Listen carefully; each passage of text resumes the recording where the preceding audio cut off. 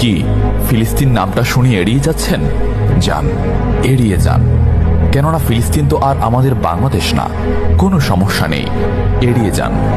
কিন্তু একটা কথা মনে রাখবেন, সেই কাল কিয়ামতের দিন যখন আল্লাহ আপনাকে প্রশ্ন করবে, তখন কি করবেন?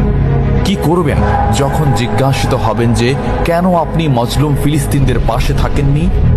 জানি উত্তর দিতে পারবেন না, কারণ আপনার নিজেরই জানা নেই এর উত্তর কি হবে। এখন হয়তো বলতে পারেন যে আমি কি করে ফিলিস্তিনে গিয়ে মজলুমদের পাশে থাকব, কি করে এত দূর গিয়ে সাহায্য করব? হ্যাঁ, এইরকম প্রশ্ন যদি আপনার মনে উদয় হয়ে থাকে, তাহলে অবশ্যই আপনার মনে অলসতা আর বজ্রে ভরা। এই আধুনিক যুগে অস্ত্রের চেয়ে পাওয়ার হচ্ছে মিডিয়া, তাই মিডিয়ায় বেশি বেশি করে তা প্রচার করুন। হ্যাশট্যাগের মাধ্যমে প্রতিবাদ করুন। এই ক্ষুদ্র প্রতিবাদ একদিন অনেক বড় প্রতিবাদ হয়ে দাঁড়াবে। বিজয় একদিন ইসলামেরই হবে ইনশাআল্লাহ।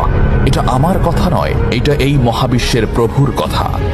একটা কথা মনে রাখবেন, ক্ষুদ্র ক্ষুদ্র বালিকণা, বিন্দু বিন্দু জল গড়ে তুলে পাহাড় পর্বত, সাগর অতল।